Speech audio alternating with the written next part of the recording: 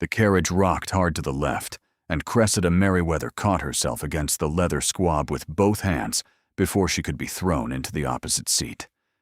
Rain hammered the roof with a sound like fistfuls of gravel being flung at the boards, and the horses screamed once, high and thin, before the coachman's voice cut through the weather and brought them back under rein.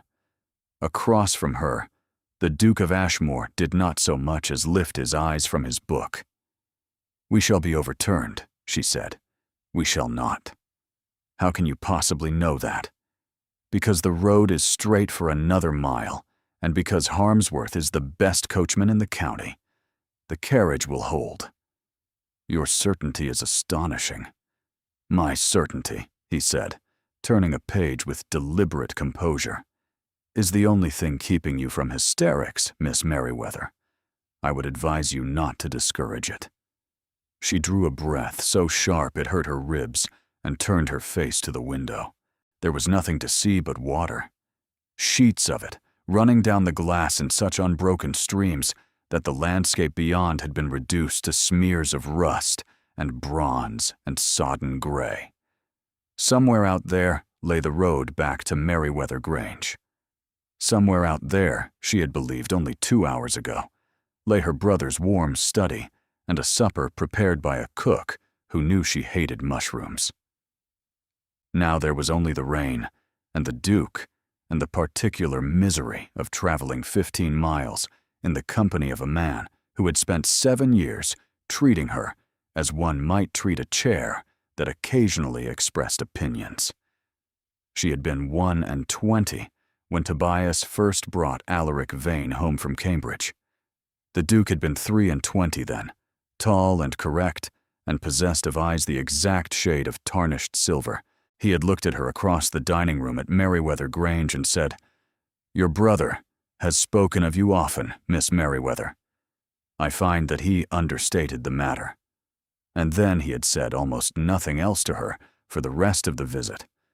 Over the years that followed, she had learned that this was simply how he was: cold, self-contained, civil to the precise degree that civility required, and no further. At balls, he bowed to her once and danced with her never. At her brother's dinners, he inquired after her health and did not appear to listen to the answer. She had decided, somewhere around her 23rd year, that she would not waste another moment of her life wondering what the Duke of Ashmore thought of anything.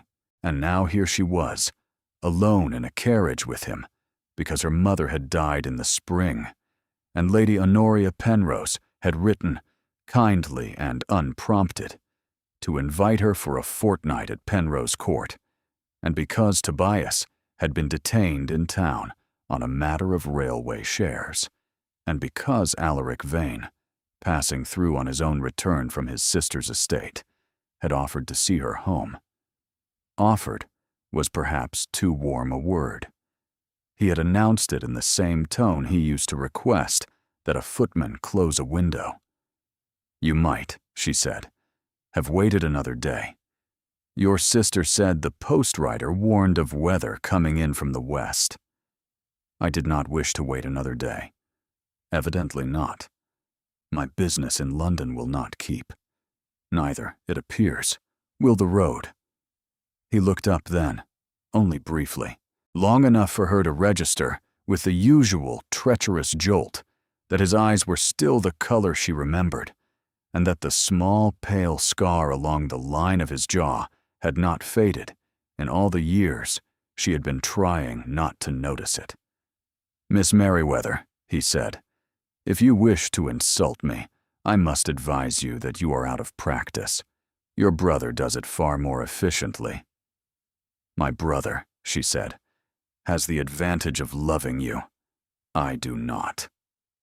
For an instant something flickered across his face, gone so quickly she could not name it. Then he returned to his book. The carriage struck something then, hard and pitched. She did not have time even to cry out. The world tilted. Her shoulder left the squab, and she was flung forward across the space between the seats, with no hand to catch herself. A hand caught her all the same. 2 hands. They closed around her upper arms with a strength that did not ask permission, and for one long, astonished second, she was held half suspended above the Duke's knee, her loosened bonnet brushing his cheek. Her breath stopped in her throat. "Steady," he said, very close. She could smell the rain in his coat. She could feel the heat of him through her sleeves. She could see, at a distance of perhaps 4 inches, the fine grain of the scar along his jaw, and the faint, darker ring at the outer edge of his iris that she had never been near enough to notice before. "Release me," she said. He did, at once. She retreated to her own seat with more haste than dignity, and busied herself with the ribbons of her bonnet, so that she would not have to meet his eyes. Her hands, she discovered, were trembling. Whether from the lurch or from something else entirely, she did not care to examine. The carriage had stopped. Outside there were voices, Harmsworth and the footman, arguing over the noise of the rain. She heard the word bridge. She heard the word gone. The Duke opened the window and leaned out. "Report. Bridge at Lyle's Crossing is away, Your Grace. River's come up 3 foot since morning. We've turned off Blackmore Road, and there's a tree across the way behind us. We're between, sir." "Between. No way forward, Your Grace. No way back." Alaric Vane closed the window with a quiet, deliberate click. He did not look at her when he spoke. "There is an inn," he said, "a mile hence. Harmsworth, to the Hollow Bell." The Hollow Bell wasn't an inn so much as a protest against the weather. It crouched at the side of the old post road, with its shoulders hunched against the wind, and its lamps burned smeary yellow behind windows that had not been washed since Michaelmas. Rain had turned the yard into a black pool. The ostler who ran out to take the horses wore a sack tied over his head in place of a hat. Cressida descended on Alaric Vane's arm because there was no dignified alternative. The water closed over the tops of her half-boots within 2 steps. Inside, the common room was packed to the beams. Merchants, drovers, a parson with a cough, a pair of spinster sisters guarding a wicker basket between them, and 3 very wet cavalry officers crowded about the only fire. The innkeeper, a broad, ruined-looking man with a burn scar down one wrist, took one glance at the Duke's greatcoat and another at the Duke's face, and said without being asked, "We're full, sir. I've got 1 room above the tap, and it's the size of a press. That's the whole of my stock tonight." "We will take it," said Alaric Vane. Cressida's head snapped round. "We will not. The alternative, Miss Merriweather, is the common room and the drovers. The alternative is another inn. There is no other inn this side of Lyle's Crossing, and Lyle's Crossing is beneath 4 feet of river. Do try to follow." She would have struck him if the innkeeper had not been watching them both with the particular interest of a man who earned half his income from gossip. She saw Alaric see it at the same moment. She saw his whole face change. It did not soften. It simply arranged itself into something she had never seen on him before, a thing that looked, unsettlingly, like warmth. "Forgive my wife," he said. "The journey has tried her." The word landed in her chest like a dropped plate. "Newlywed, sir?" said the innkeeper, suddenly affable. "A fortnight," said Alaric, taking the key. "We were returning to my estate when the bridge gave way. We had hoped to be home tonight." "God bless you both. I'll send Maggie up with hot water. The room's at the end of the passage. Mind the step." Cressida did not trust herself to speak until they were halfway up the stairs. She waited until the turn, where the boards groaned loudest and swallowed any sound, and then she rounded on him so sharply he was forced to stop 2 steps below her. "Wife. Miss Merriweather. Wife. Would you rather I had named you my sister, to a man who has already seen us arrive alone together in a carriage bearing my arms?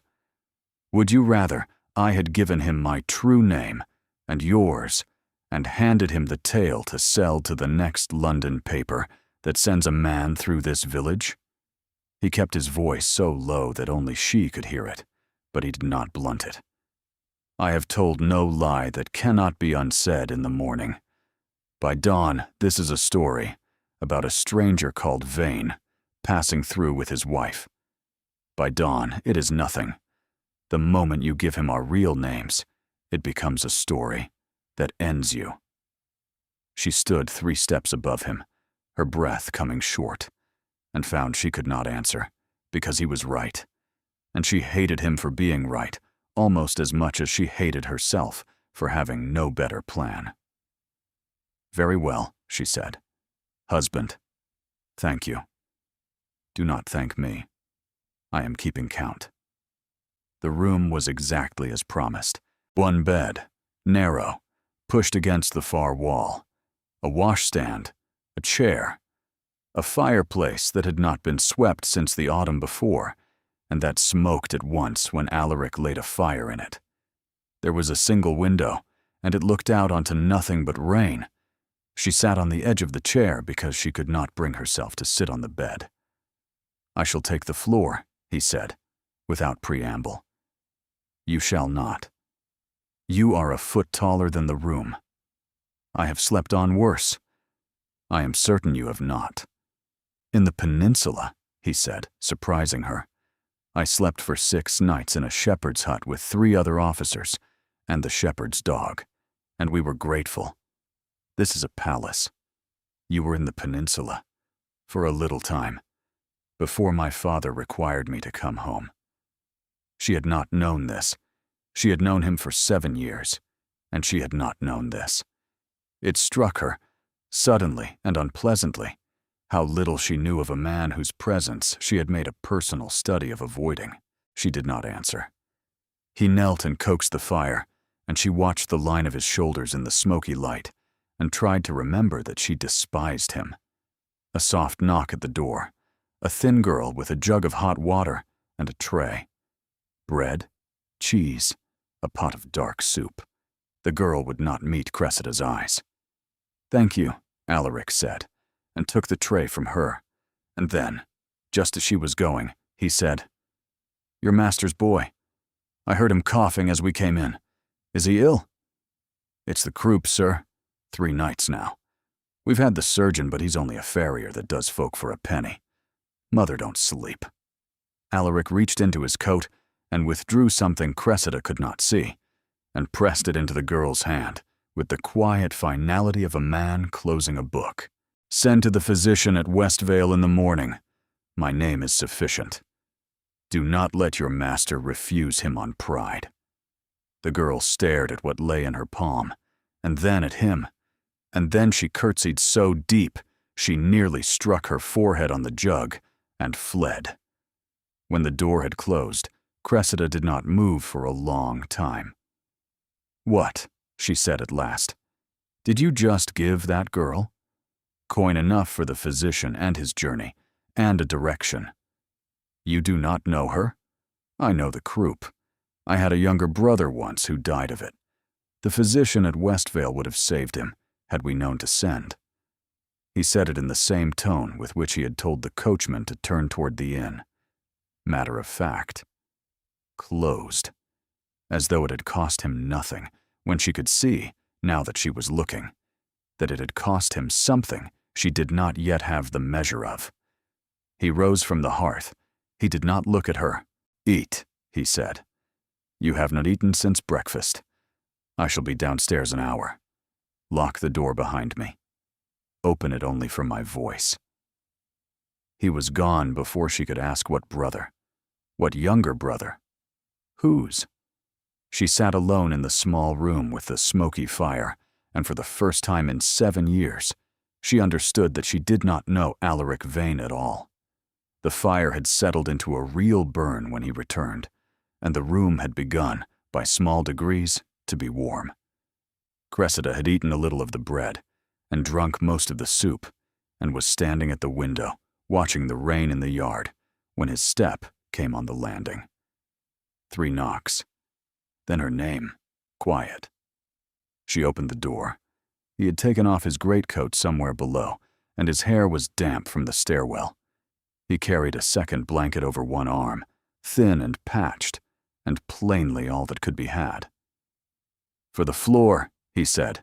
"I told you, the floor is absurd. And I told you, I have slept on worse. Miss Merriweather, I should prefer to have this argument only once. Then do not have it at all. Take half the bed. It is wide enough if neither of us behaves like a fool." She had not meant to say it.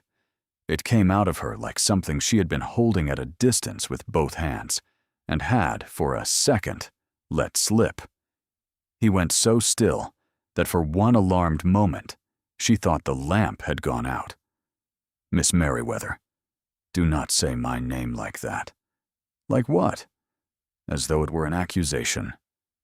He set the blanket down on the chair with great care. He did not look at her. "I shall sleep on the floor tonight," he said. "We will discuss the rest tomorrow." She let him have that. She took off her wet boots because there was nothing to be done about them, and sat on the edge of the bed, with her stockinged feet tucked beneath her. The smoke from the fire smelled of oak and old rain. From somewhere beneath them, below the floorboards, came the low, ragged thread of the innkeeper's child, coughing. "How is the boy?" she asked, because she could not bear the quiet. "Sleeping. They have given him a steam." "Your Grace?" "Alaric." She stopped. "I beg your pardon. While we are here, my name is Alaric. Yours, I am told, is Cressida. Unless you wish to explain to the scullery girl why your husband calls you Miss Merriweather." She opened her mouth. She closed it. She felt heat climb her throat in a way she intended to blame on the fire. "Very well," she said. "Alaric." He inclined his head. "May I ask you something?" "You will ask it whether I permit you or not." "Why are you marrying Lady Sibylla Pembridge?" He had been unlacing one of his boots. He did not stop, but something in the movement altered, the way a horse alters gait when it has felt a pebble. "Because my father and her uncle decided upon it." "Do you love her?" "No." The speed of it surprised her. "Does she love you?" "No." "Then why?" He set the boot aside and set the second beside it. When he finally looked up at her, his eyes were the color she remembered from the dining room at Merriweather Grange, the first night she had ever disliked him. And they were, she discovered now, not cold at all. They were only very, very tired. "Because there are arrangements, Miss Merriweather, that a man in my position is required to make without consulting his preferences. Because my father has spent 30 years building a thing he intends to leave intact. Because Lady Sibylla requires my name, and I require her family's silence on a matter that does not concern you. Does that satisfy your curiosity?" "No." "I did not suppose it would." She should have stopped there. She knew she should. "You speak of duty," she said, as though it were a thing a person can hold in the hand. "Is it so simple for you?" "It is not simple. It is only required. And if something you wanted crossed the path of what is required, then I would stand aside. Have you ever?" "Yes." He did not look at her when he said it. She felt the word land somewhere inside her chest, and she did not know what to do with it. He moved then, as though the silence were harder to hold than the chair, and took up the kettle and poured himself water. He did not drink. "Tobias wrote to me," he said, 3 years ago." She froze. "About you?" "I beg your pardon." He was troubled. "You had refused a man he thought you ought to accept. Mr. Linhope, I believe. A respectable match. Your brother was worried you had refused him for the wrong reasons and would regret it. He asked me what I thought." She could not breathe. No one was supposed to know about Mr. Linhope. No one outside her own family, her own mother, her own bedroom, where she had wept for 2 nights before telling her brother no and begging him to tell no one else. Her mother had been alive then. Her mother had put a hand to her hair and said that if she did not love him, she must not take him. whatever anyone would have preferred. And Cressida had held that small, fierce hand in her mind for 3 years as one of the last tender things anyone had ever given her. "What did you tell him?" she said. He looked at her now, directly, without kindness. "I told him that his sister was not a fool and did not require a husband to improve her." "You told him that?"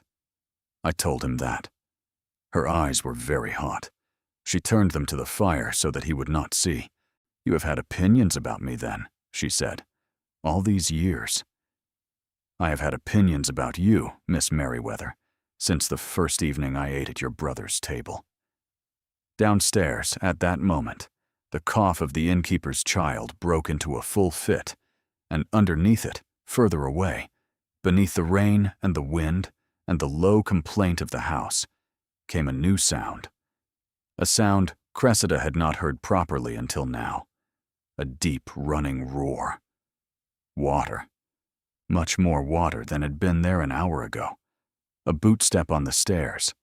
The innkeeper's voice at the door. "Your Grace, forgive me.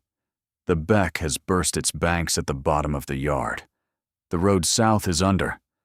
Harmsworth sends word we shall not move the carriage for 3 days. 4, perhaps. It is the worst weather in living memory, sir." The door closed.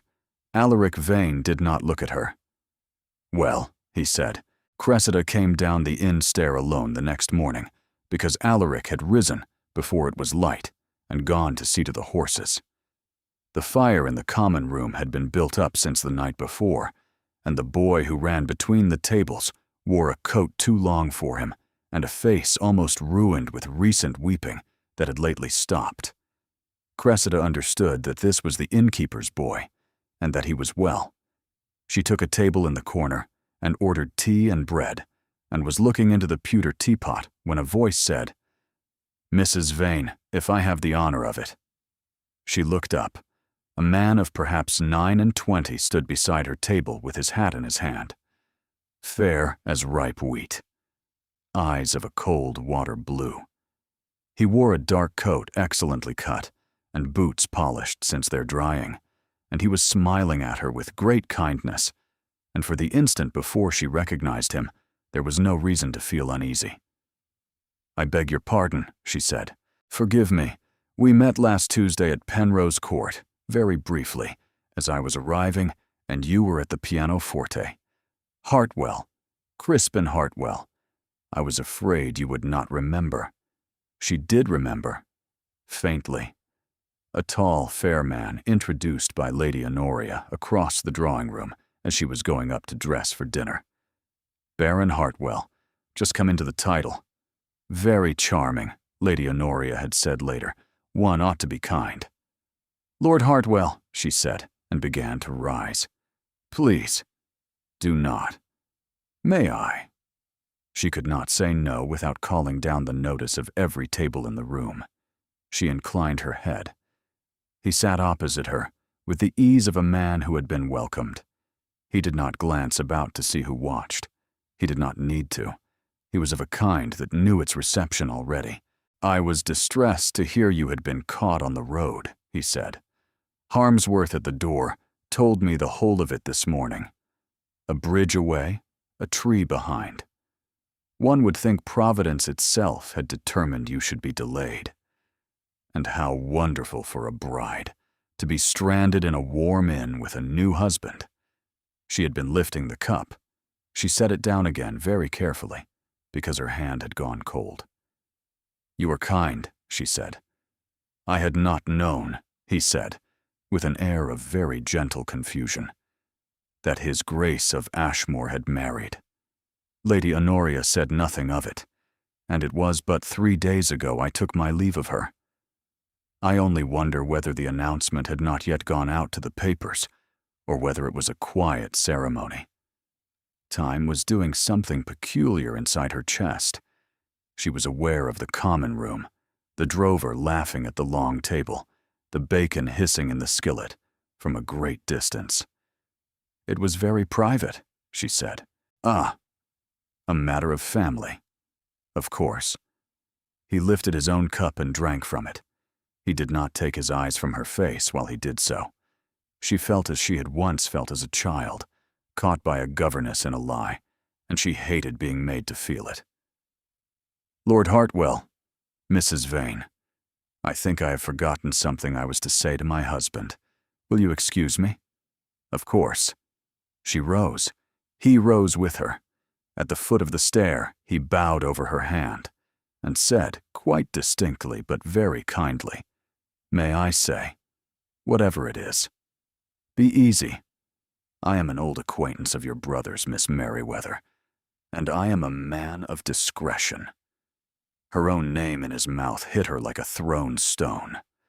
She got herself up the stair without running. She got the door of their room open and closed it behind her, and only then, with her back against it, did she permit herself to breathe. Alaric was at the window.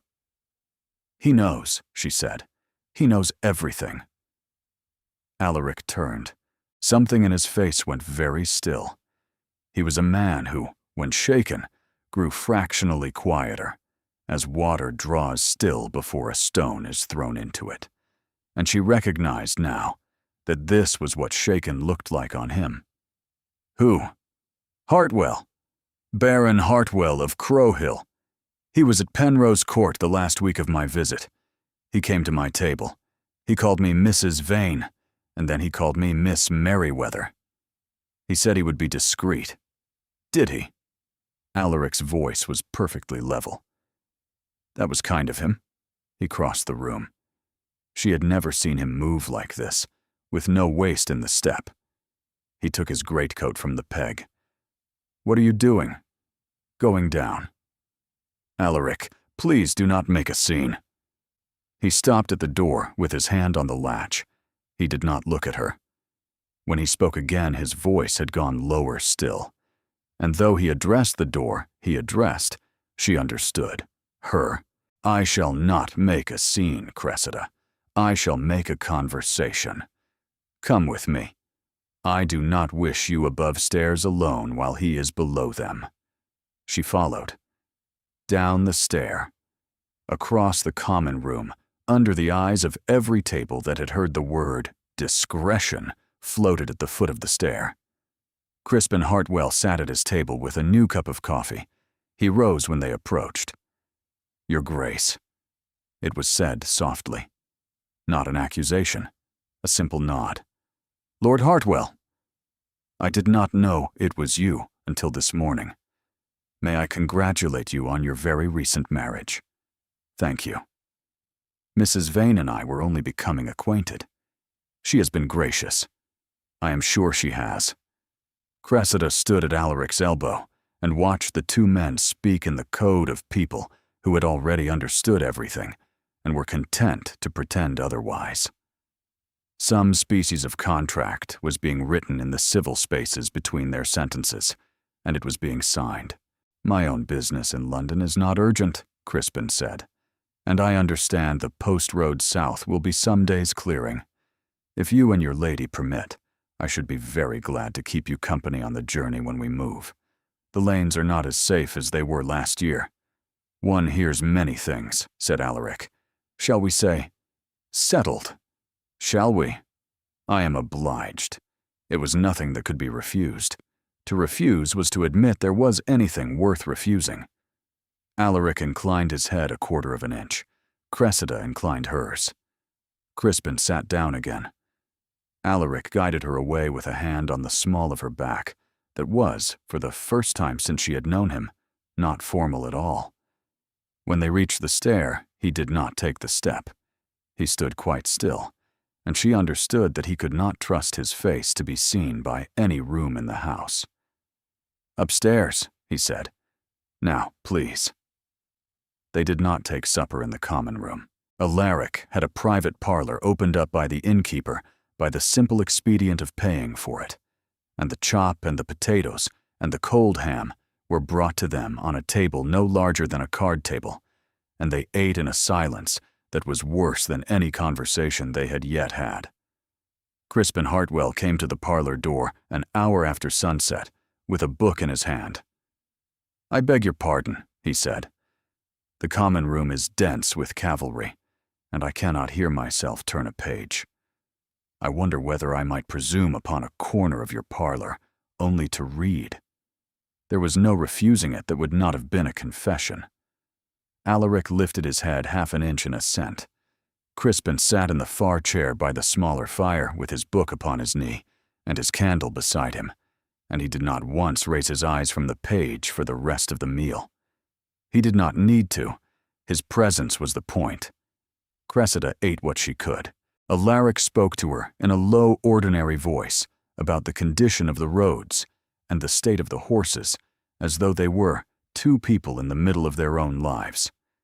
She marveled, distantly, at his control. She said, after a long while, "The potatoes are very good." And then, a moment later, "I have not had a proper potato in 3 days, and I am becoming a convert." She had surprised herself. She had surprised him. He looked at her.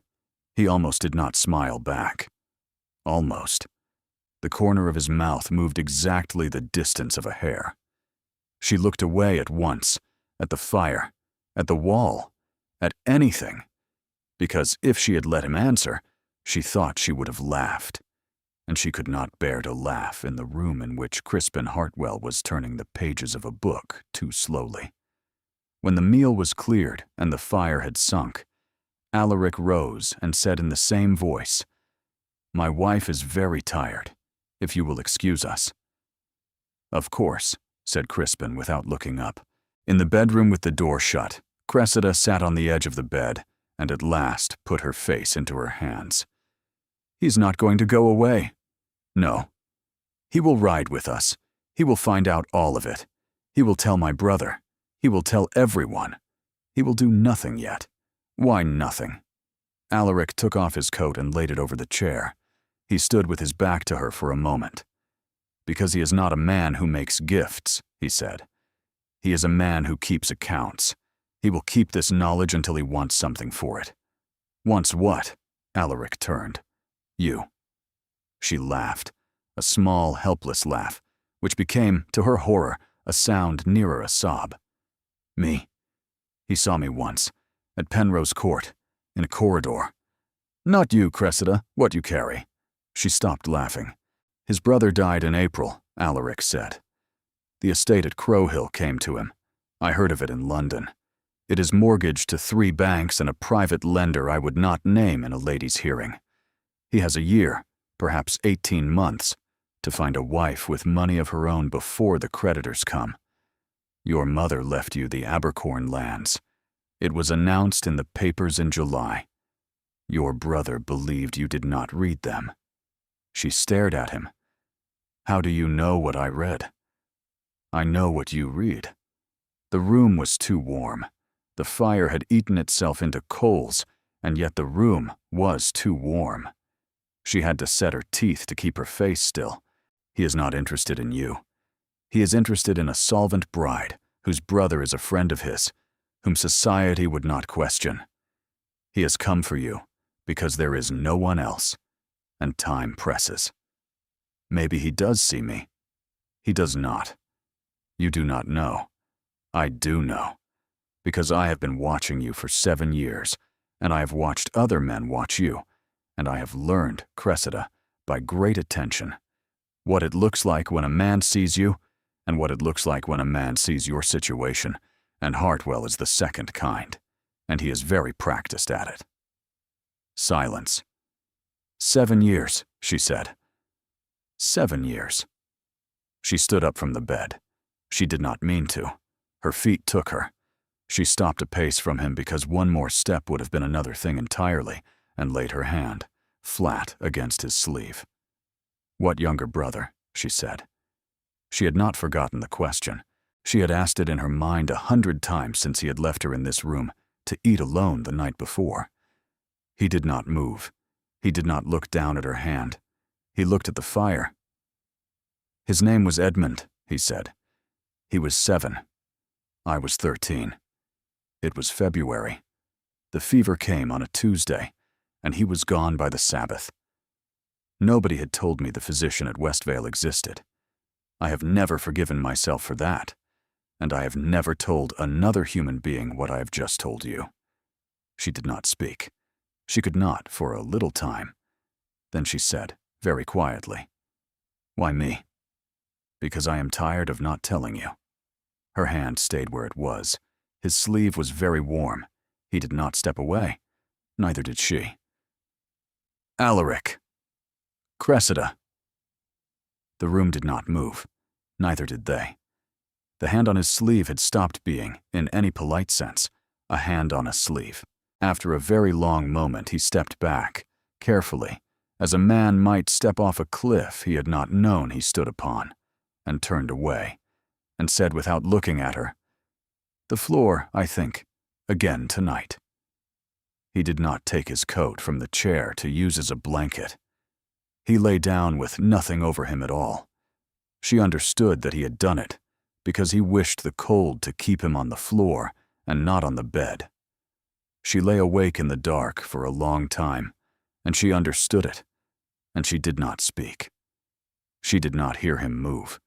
She only knew, in the middle of some hour without name, that the bed had got warmer, that the cold which had seeped under the window had been met by another heat at her back. An arm lay, very carefully, across her waist, the weight of it unbearable and small at once. He was not awake. She knew by his breath. It was deep, slow, the breath of a man whose body had betrayed his will at last, and was taking what his will would not let him ask for. She should have moved. She should have struck his arm away, or turned, or risen, and fetched a candle, and wakened him with such noise that he would remember himself. She did none of these things. She lay still, and she did not move, and after a little while she slept, more deeply than she had slept in months, because for the first time in many months there was another human being at her back whom she did not, at that moment, wish to pretend to be well in front of. Dawn came gray and damp as all the dawns had come. She woke because a floorboard creaked in the passage outside. She knew, before her eyes were open, that she was still where she had been, that he was still where he had been, that his breath was now stirring the hair at her temple, that his hand had sometime in the night moved from her waist to lie splayed very gently across the front of her dress, just below her ribs. He woke, she felt it, in the same instant that she did. He went rigid. "Miss Merriweather. Alaric, I beg your pardon. Do not. I was cold. I am not excusing. I am sorry. Do not move yet." She had not meant to say it. She had heard herself say it. He had gone so still she could not hear him breathe. "Cressida, another minute, please. Only that." It was scandalous. It was unforgivable. It was the only honest thing she had said in 3 days. He did not move for the minute she had asked for. At the end of it, precisely and without speaking, he drew his arm away and rose and crossed the room and stood at the washstand, with his back to her. There was a knock on the door. Cressida sat up. Her hair was down. Her dress was crumpled. The bed bore, quite plainly, the impressions of 2 bodies that had slept in it. The serving girl came in with a breakfast tray. She stopped 1 step inside the door. She looked at the bed. She looked at Alaric at the washstand in his shirt sleeves. She looked at Cressida in the bed. She did not look at any of them again. She set the tray down with great care upon the chair, because there was no room upon the table, and she dropped a curtsy so sudden and so deep it was almost a stumble, and she said to the floor, "Begging the mistress's pardon, I shall come back." And she was gone. The door closed. Cressida heard her feet in the passage, very fast. Alaric, at the washstand, did not turn. "Well," he said, "that is that." She went down alone an hour later, because she could not breathe in the room. Alaric had offered to come with her. She had asked, very quietly, to be given an hour. He had not pressed. She went not into the common room, but into the little covered gallery that ran along the back of the inn, and gave on to the garden wall. It was empty. It was cold. She stood there with her forehead against a pane of glass and watched the rain drip from the edge of the slate above and tried to think nothing.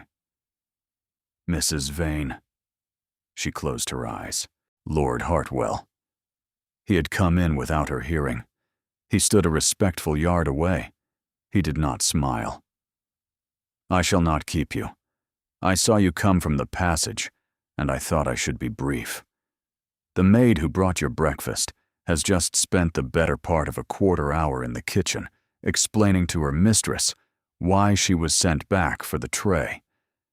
The mistress of this house has 3 daughters, and is a woman of strict views. It is not my business. It is not even, if we are candid with one another, yours. But it is going to be someone's business by the end of the day, and I thought you should know. She did not turn from the glass. What do you want? I beg your pardon. You have come down a corridor in a public inn to tell me that a serving girl has gossiped in a kitchen. You might have left me to discover it. You did not. So what do you want? He did not answer at once. She turned at last. He was looking at her with the same kindness as before, only now she saw quite clearly that it was a thing he put on each morning as another man would put on a cravat. I am a friend, he said, of your brother. I am a man who wishes you very well. I should like an opportunity to call upon you at Merryweather Grange when you are safely returned. That is the whole of what I want today. Tomorrow we may speak of other things. A man who becomes the steady and devoted friend of a lady whose situation is, let us say, irregular, is very often the means by which that irregularity is made invisible. Nobody will speak against you if nobody has cause. And if I refused, you will not refuse, because by tomorrow evening, when the road clears, the whole of this county will know that the Duke of Ashmore shared a bed at the Hollow Bell with a young lady of your brother's house, and the only question any person will ask is whether he intends to do the honorable thing by you. I shall be very happy, if you permit me to call, to be the first to tell them all that he does not, and to present myself in his stead. Your brother is a sensible man. He will see the arithmetic of it. She said nothing. She could not think of a single word that would not break something further. He bowed. He did not smile. He went back down the gallery. She found she could not move for a long count. When she opened the door of their room, Alaric was standing in the middle of it, and he saw her face and said, before he had thought about whether he should, Cressida. He said her name like that again, like a man who had just let go of a stone he had not meant to drop, and for a single breath neither of them moved. What has happened? He came to the gallery. He found me there. She told him. She told him all of it. The maid in the kitchen, the county knowing by tomorrow, the proposal that was not a proposal, the arithmetic Hartwell wanted her brother to see. She did not sit down. She did not weep. She had been weeping quietly for an hour in the gallery, and it had left her out of tears in the way a well runs dry. Alaric listened. When she had finished, he said only, he named the hour. By the end of the day, he said, he will not move tonight because the road is under. Tomorrow we shall all be traveling. Tomorrow we shall see what the counties think of us. Alaric stood in the middle of the room for a long count. Then he said, in a voice that had gone perfectly flat, he will come to me next. How do you know? Because he will want the price from me separately. He is a man who will take from both sides if he can. From you, the marriage. From me, a sum. It is how men like him have always worked. What will you do? He did not answer. He went to the small table by the window and laid both hands upon it, and she saw his shoulders rise and fall twice before he could speak at all. I do not know. The confession of it, of the words I do not know, from a man who had spent 7 years issuing orders to servants and steering his father's estates, shook her almost more than any of the rest. She crossed the room in 2 steps and put her hand on his arm, and this time she did not pull it away, and neither did he. "Alaric." "Yes." "Tell me what you cannot tell him." He laughed without a smile. "That is a larger question than the one we have." "Then begin with the smaller." He turned his head. He did not look at her. He looked at their 2 hands on the table, hers over his. "I cannot offer you what you believe I can. If I had ever been in a position to ask anything of you, I should have asked long before now. I was ill once, Cressida, 8 years ago. A fever that nearly took me, and did take other things I will not name in this room. There are matters of a future that I was told, very plainly, I could not expect. The physician my father sent for was the best man in London. He was certain. He gave me a fortnight to consider what he had said, and then he came back, and he was certain again. Lady Sibylla was chosen because her uncle's estate does not require them. Her family's wealth passes through a cousin. The match was designed so that no one should ever have to ask me for what I cannot give. Do you understand what I am saying to you?" She did not answer at once. "I think I do," she said. "I did not wish you to know." "Why?" "Because it is not a thing a man wishes a woman to pity him for. And because the only honest thing I could ever have offered you would have been the truth of it, and I wasn't until this week brave enough to say it aloud in a room in which the roof was my own, never mind a room whose roof belongs to a stranger. I do not pity you. Do you not?" "No. I am only sorry. That is a different thing. And I am angry with the physician, which is, I suspect, a thing you are not permitted to be." "It had not occurred to me," he said, "to be angry with him. It is difficult to be angry with a man one has spent 8 years believing. Perhaps it is time." He made a sound somewhere in his throat. He did not take his hand from beneath hers. "There is a knock coming," he said. "I have not heard one. It is coming. He will have given us an hour. It has been an hour." She listened. Below them a door opened and closed. A tread on the stair that was not the innkeeper's, nor the maid's, because it did not hurry. A tread that came up the stairs at the exact pace of a man who knew he would be received. 3 soft raps at their door. Alaric drew his hand from under hers. He did it without looking at her. "Sit there, please," he said, "and do not speak. Whatever you hear, I shall not be long." She sat. He opened the door. Crispin Hartwell was on the landing, hat in hand, as cordial as a cousin come to call. "Your Grace, a private word, if you will." "Downstairs. The parlor is empty." "You are most obliging." They went. She heard their 2 pairs of boots upon the stair, and then the door of the parlor closing below. She sat in the chair Alaric had left her in. She sat for 20 minutes. She sat for 25. She counted the rain off the sill. She counted the knots in the floorboards. She counted her own breaths, and when she lost count, she began again. The step came back up. Only his. The door opened. He had gone very pale under his eyes. He closed the door very carefully behind him, as if the wood were glass.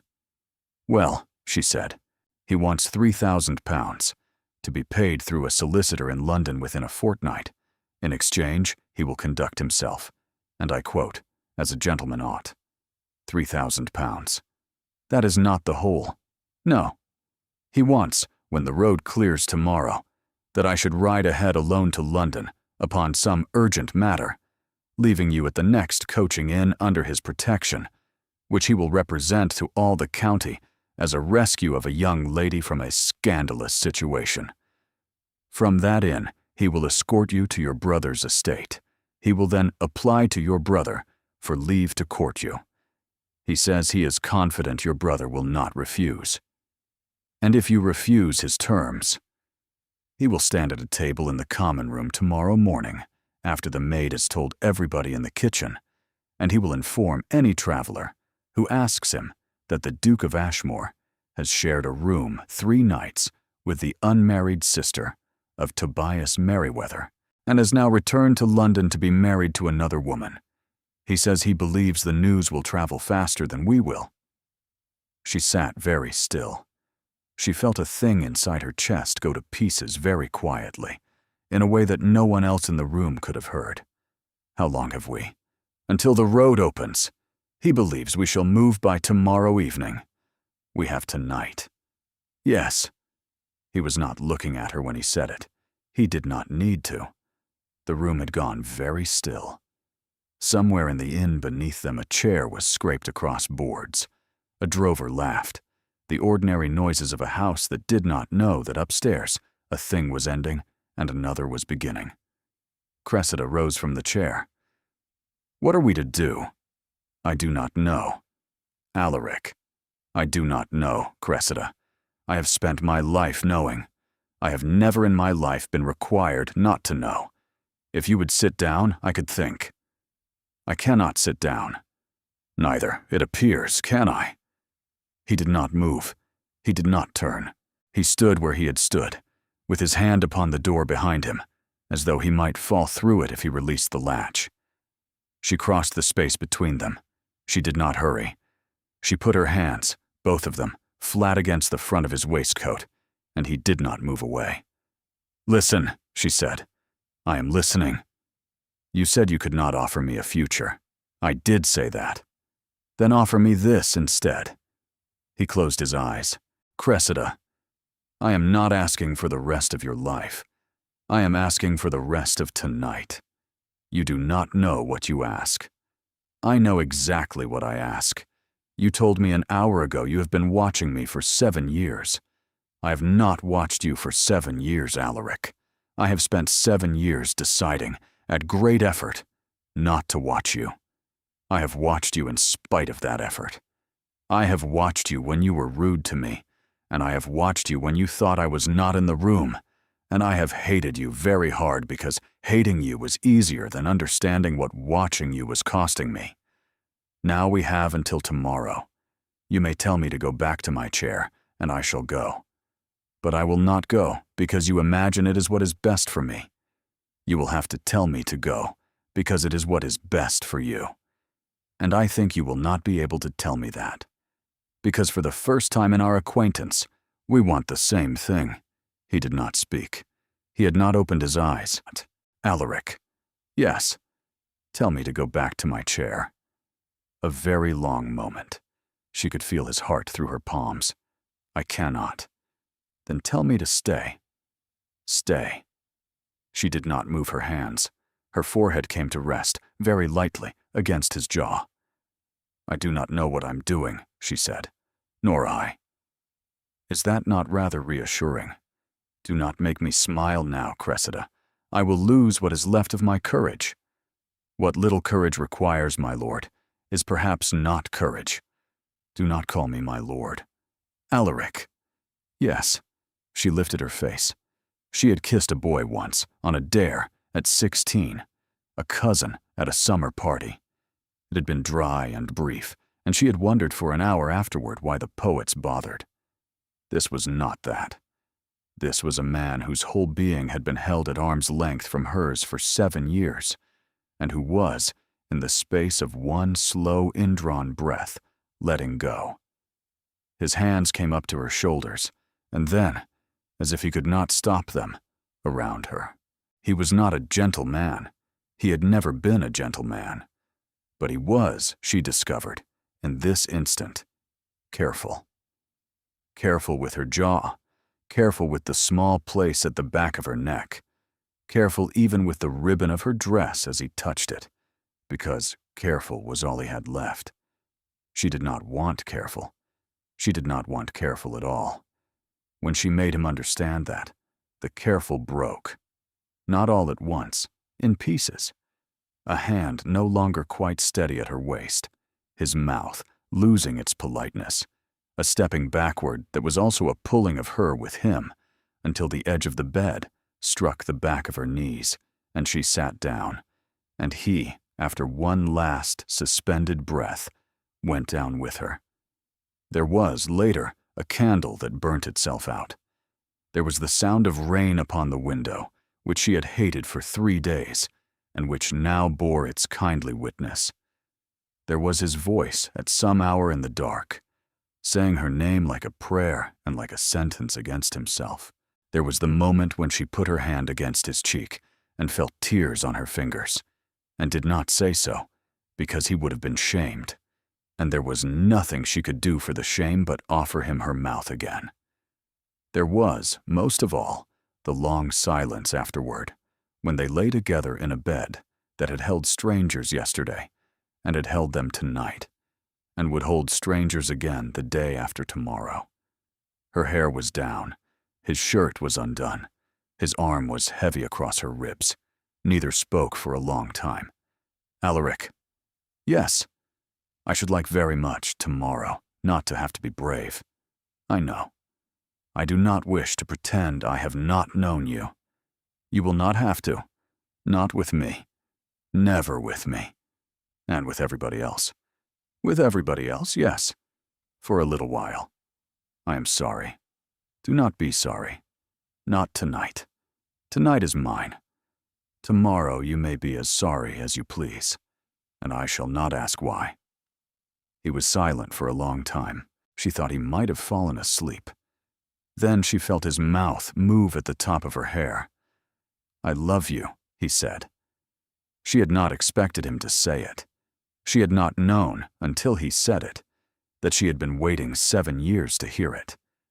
Yes, she said. I know, Alaric. Don't answer. Don't make me answerable for it in the morning. I only wanted you to have heard it said once, by me, in a room where nobody could pretend otherwise. I shall carry it. Yes. He was quiet for a while. She thought he really was near sleep. She did not wish him to sleep, but she would not wake him. He had carried a very great weight for a very long time, and the weight had gone down for an hour, and the putting down of it had made him tired in a way she had not before permitted herself to see. She smoothed her hand along the inside of his wrist, where the pulse was, and felt it slow, and made herself content with the fact of it. Cressida, you are not asleep. No, I was trying to be. Why? Because if I sleep, I shall wake, and if I wake, this will be over, and I am not ready for it to be over. Then don't sleep. I cannot remain awake all night. You can try. I can try. She smiled against his shoulder. He did not see the smile. She did not mind. She had smiled so little in the last year that the smile itself was for her, not for him. The rain had gentled. Somewhere beyond the window, the wind had shifted, and she understood without needing to be told that the weather was turning. That tomorrow the road would clear. That the inn would be only an inn again, and the cavalry would ride out, and Hartwell would ride out, and they would ride out, and at the end of the day she would be in her brother's house, and Alaric would be on the London road alone. She did not weep for it. She had no tears left of that kind. She turned her face into the hollow of his shoulder, and she listened to his heartbeat. And she memorized it, because she had understood by then, quite clearly, that there would not be another night. She committed to memory also the smell of his shirt, the weight of his arm across her waist, and the way his fingers moved when he was nearly asleep against the bone of her wrist, as though counting something only he could count. The weather turned in the small hours. She knew by the change in the sound of the gutters. She did not sleep again. She lay with her cheek against Alaric's shoulder and did not close her eyes, because she had promised herself this night, and did not intend to lose any of it to sleep she would not remember. He woke at first light. She felt it in him before he moved. He was always so ordered, so careful of a day beginning, and the care of it came into him even before his eyes opened. He did not speak. She did not either. He lay a while with her, and then he rose, and she understood by the way he rose, not looking at her, that the night had ended not at dawn, but at the first shifting of his shoulders. He washed at the washstand with his back to her. He dressed without looking at the bed. He said to the window, in a voice he had put carefully back in its polite place, "The road will clear by midday. I have asked Harmsworth to have the horses put to at noon." She sat up. She did not cover herself with the sheet. She would not permit him that kindness this morning. "Alaric." "Miss Merriweather." It struck her like a blow between the ribs. "Do not call me that. Not after." "Miss Merriweather, it is what you shall be called by every person who enters a room with you for the rest of your life, and I will not be the man who made you briefly think otherwise. If you permit me the small courtesy of the correct name, it will be easier for us both." "Is that what it is? A courtesy?" "It is what has to be." She dressed in silence. He had gone down to see to the horses by the time she was done. When she came into the common room, he was already settling the account with the innkeeper, courteous and brief, and Crispin Hartwell was waiting by the fire with a small portmanteau at his feet. They rode 3 in the carriage. Hartwell was pleasant the entire journey. He spoke of his brother's house at Crowhill, of his late mother's fondness for Italian opera, of a horse he had recently acquired. Alaric answered when addressed. Cressida did not. The coaching inn at Ashbridge, 15 miles distant, was where Alaric would continue alone. He did. He did not bow over her hand. He touched his hat to her at the foot of the steps. "Miss Merriweather." "Lord Hartwell." He was gone in 10 minutes. Hartwell's manners for the remainder of the journey were impeccable. He delivered her to the door of Merriweather Grange at dusk. Her brother Tobias came out of the house before the footman had set the steps. She had never seen him look so much like their father. "Rosie." "Tobias." "Who?" he said to Hartwell in the level tone of a man who had been walking about a house all day with a piece of broken glass turning in his chest. "Was with you on the road." "The Duke of Ashmore saw me safely to Ashbridge," she said, before Hartwell could answer.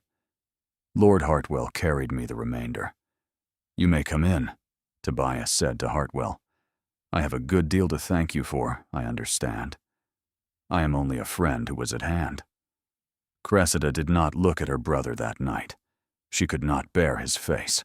She sat with him the next morning in the library and heard, without weeping, his decision that she was to go to her Aunt Augusta's house outside Harrogate directly, that he would write ahead tonight, that she was to stay through the spring, and that she was not, under any circumstance, to communicate with the Duke of Ashmore.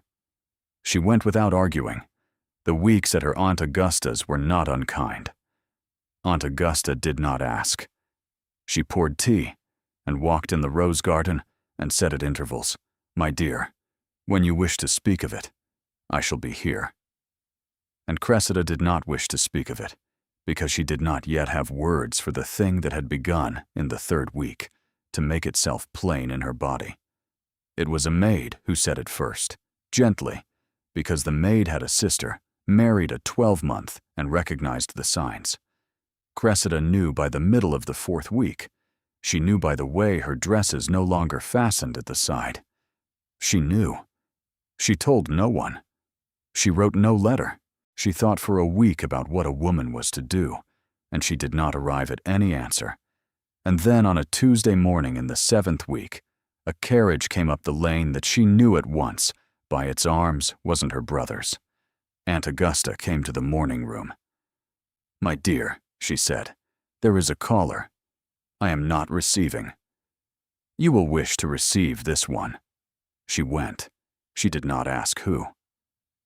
Alaric Vane was standing in the small sitting room at the end of the hall. He had not taken his coat off. He had not taken his hat off either. He held it in both hands as though it weighed more than a hat ought to weigh. "I sent no word," he said. I did not know how to. I have ended the arrangement with Lady Sibylla. Her uncle will have my head in any London drawing room I enter for the next 12 months. I do not care. I have come to ask you to forgive me. She did not move. I did not think you should come, she said. Nor did I. For 7 weeks I did not think I should come. Today, I think I should have come before. She did not trust her voice. She swallowed. Alaric. Yes. I am with child. The room went quite still. He did not move. His hand, which had been turning the brim of the hat, stopped turning it. His face did not change for a moment, and then it went, very simply, the color of the linen at the washstand. That, he said, is impossible. She had imagined his face 100 ways since the 4th week. She had not imagined it pale. She had not imagined his hands going slack upon the brim of the hat, and the hat itself falling to the floor without his seeming to notice it had gone. Impossible. Yes. It is yours. Yes. I said yes. I know you did. I am saying it to you also. It is yours. There's been no other. There has never been any other. He sat down. He did it before he had quite worked out where to sit. The chair caught him. He put a hand to his mouth and sat with it there for a count of breaths. Forgive me, he said at last. Alaric, I'm asking you to forgive me a word before I have said it. Forgive me, Cressida. It is not that I doubt you. It is not. Please hear me. It is that for 8 years I have believed a thing a physician said to me in a London house after a fever, in a tone he did not choose by chance, and my whole life has been constructed upon that belief. If the stone is a lie, I do not at this moment know what else I have built upon a lie. Alaric, let me finish. I will not doubt this child. I have said already that I do not. I will name it my heir before the whole of Parliament, if Parliament will have me to speak. I only ask that you permit me, for the space of this one afternoon, to be more stunned than a gentleman ought, because 8 years is a long time to think a thing and to arrange a life around thinking it. She crossed the room. She sat down opposite him. She put her hand on his knee. She did not speak, because there was nothing to say that would say more than her hand. He put his own hand over hers and closed his eyes. I have ended with Sibylla, he said. You know that. My brother wrote me a fortnight ago informing me of it. He did not tell me kindly. He informed me because he wished me to understand that you would be a poorer match than you had been 6 weeks ago. Your brother. He has heard something. Not all of it. A paragraph in a London paper. A man of our class, and a young lady of a house near Penrose Court, at an inn in weather that had not been snow. No names yet. Names will come. Hartwell. It will be Hartwell. He rose. He did not put his hat back on. He left it lying at his feet. I will handle Hartwell. Alaric, sit down. There is more. More. My brother comes for me tomorrow. He has arranged passage on a ship out of Liverpool. There is a cousin of ours with a house on the west of Ireland. I am to go there for my confinement under the name of a widow. Alaric went very still. He will not. He will. And he is not wrong. In his arithmetic, he is entirely correct. I am a woman carrying the child of a man she cannot marry, whose name will ruin her if spoken, and the kindest thing he believes he can do for me is to send me away. He crossed to her. He knelt. He did not touch her. He put his hands, palms down, upon her knees, where the fabric of her skirt lay smooth. Cressida, look at me. She looked at him. I will go now. I will ride from here to London, and I will go first to Crowhill, and I will make Hartwell wish he had never heard your name, and I will then go to your brother. And I will not speak to your brother as a friend, because he has ceased to be a friend, the moment he bought passage for his sister out of her own country. I will return here in 3 days. Do not go to Liverpool. Do not put on the ship. Wait. Wait for me 3 days. If I am not here by the dusk of the 3rd day, I have failed, and you may do as your brother wishes, and I shall not blame you. But until the dusk of the 3rd day, wait, Alaric. Promise me. I promise you. Say it again. I promise you, Alaric. 3 days.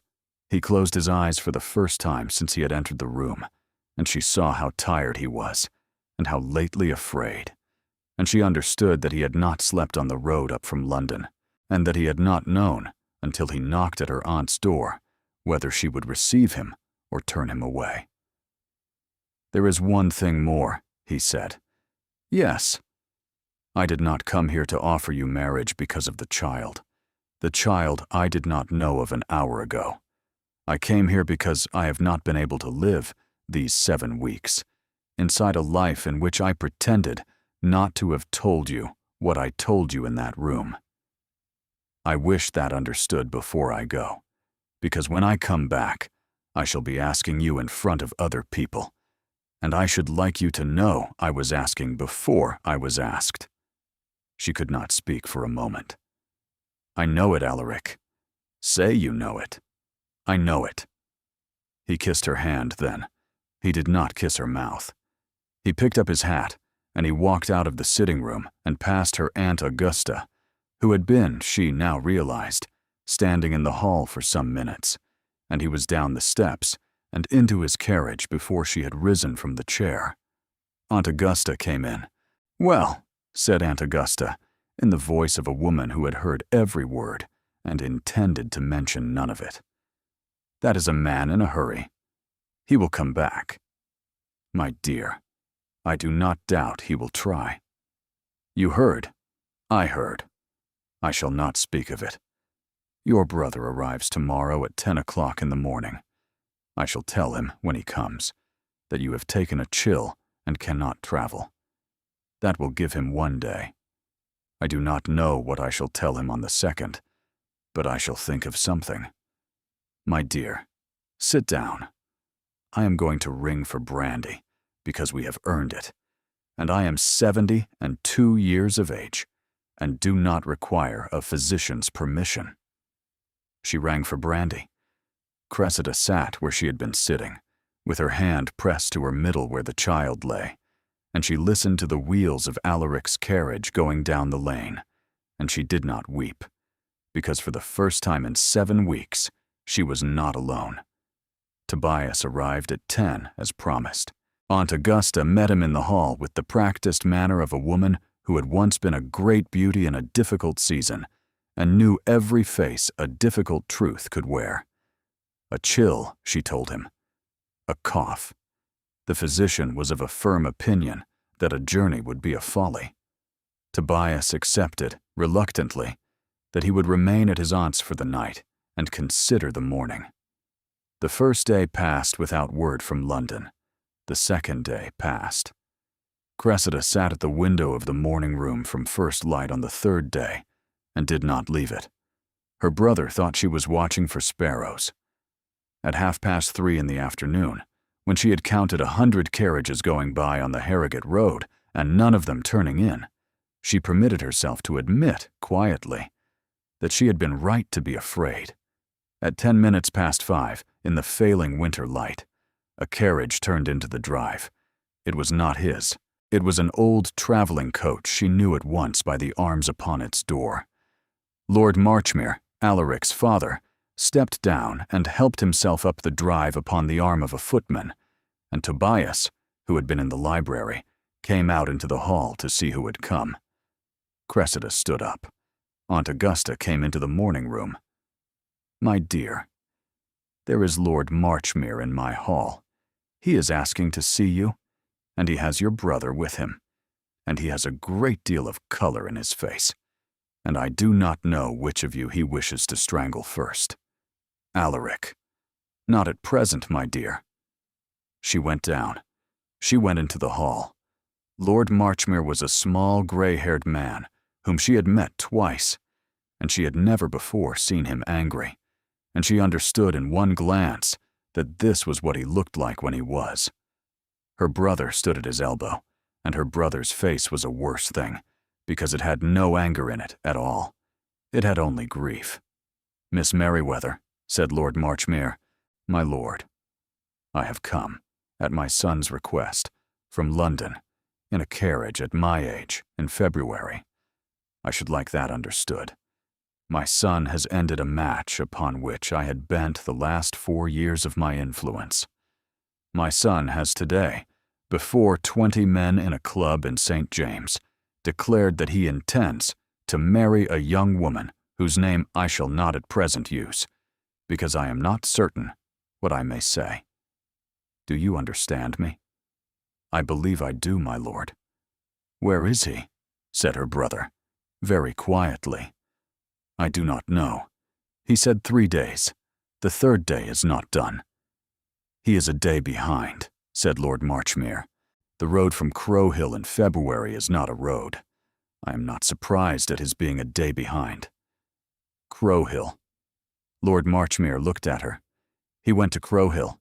He said he would." Good God. Lord Marchmere sat down upon the hall chair without waiting to be invited. Hartwell is a crack shot. Did he know Hartwell is a crack shot? He did not at any point say the word shot to me, my lord. "I'm going to need your brandy, madam," said Lord Marchmere to Aunt Augusta, "and I am going to need it now." They were all 4 of them in the small sitting room, with brandy at an hour when decent people did not drink brandy, when the wheels came up the drive. Cressida heard them. She had been hearing them in her mind for 3 days. She ran. She did not wait for the door to be opened. She opened it herself. Alaric was coming up the steps with his hat in his hand and his left arm strapped against his chest beneath his coat, and he was smiling, of all things, and his father behind her in the hall made a sound she did not pause to interpret. "You are late," she said. "I am sorry. You are bleeding." A little only. It is my shoulder. Hartwell is a better shot than I am, but I am a better man than he is, which appears, in the final accounting, to have counted for more. Alaric. He is on a ship out of Bristol by morning. The debts are past saving. He will not come back.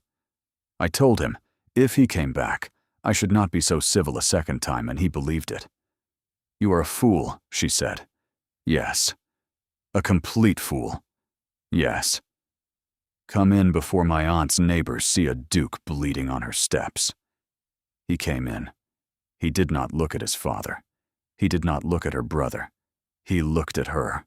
He went down upon one knee in the hall, left arm in its sling, hat on the floor beside him, and in front of his father, and her brother, and her Aunt Augusta, and the footman and the cook, who had come from the kitchen with a wooden spoon still in her hand.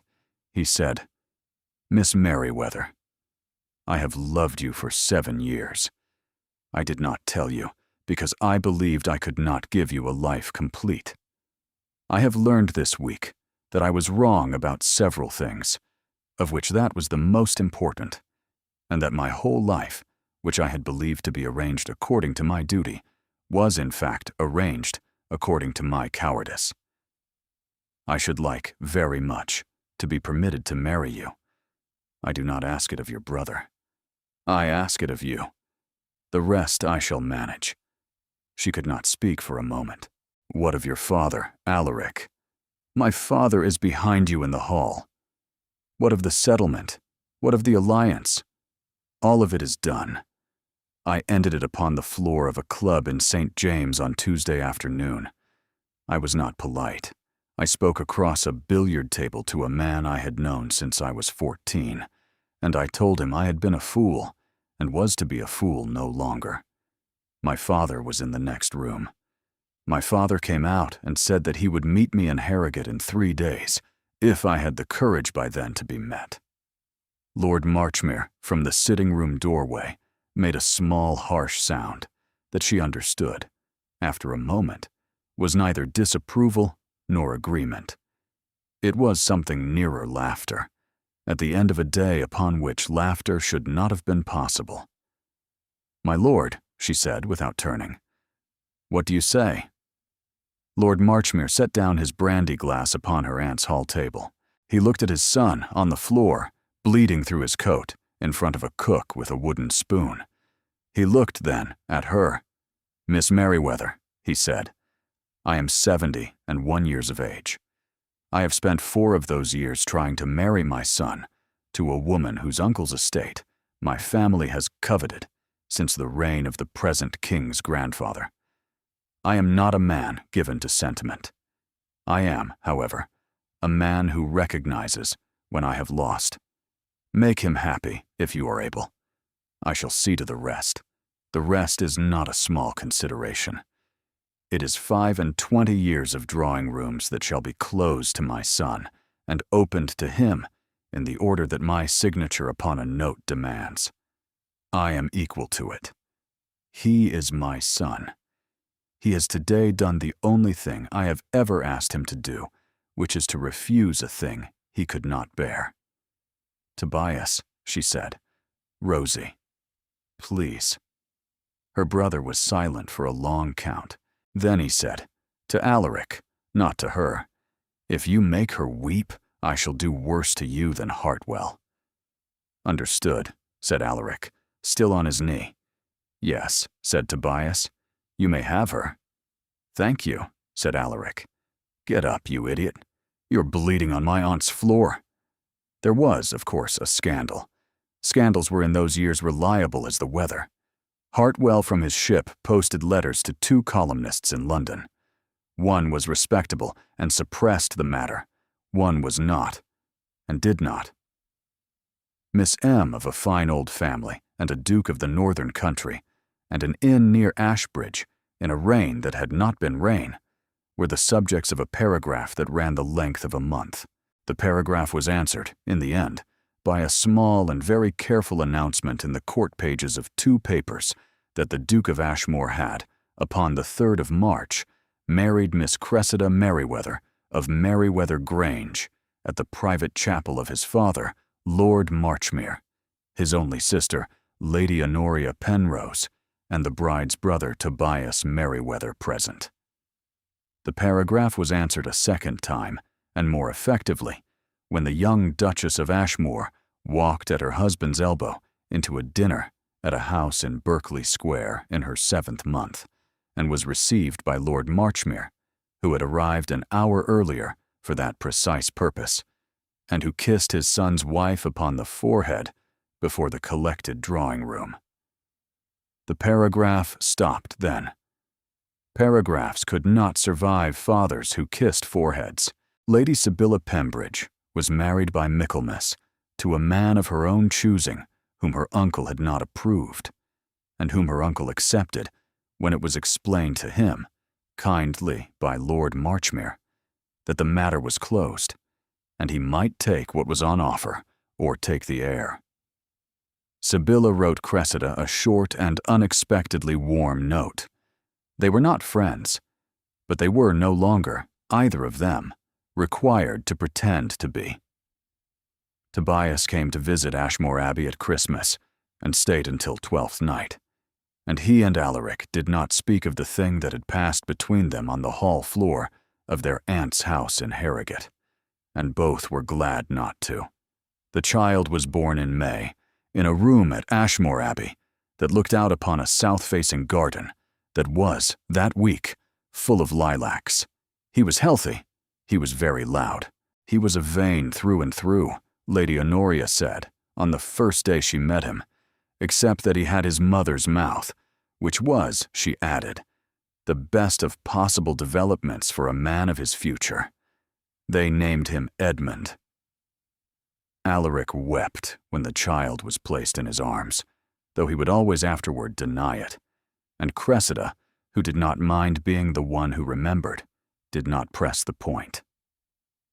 2 autumns later, in a hallway at Ashmore Abbey in the last hour of daylight, in a rain that had come in from the west, Cressida stood at the tall window and watched the color drain from the lawn, and Alaric came up behind her and put his hand at the small of her back, with his thumb at the place where he had first laid it in an inn parlor in another life, to steady her out of a room in which a ruin had been sitting with a coffee. "Wool gathering," he said, remembering. "What? The rain?" "Ah, the rain and the road and the bridge and the bed. The bed especially. Alaric, I am a married man. I may say bed in my own hall. Scandalous." Deeply, she leaned back against him. "Do you know what I was thinking?" "I never know what you are thinking." "I was thinking that you said to me, the first night, that I had no choice, that the inn was the only roof, and the room the only room, and the bed the only bed. Do you remember? Every word of it. You were wrong. I had a choice. I know. I could have sat upon the floor. I could have refused to let you call me your wife.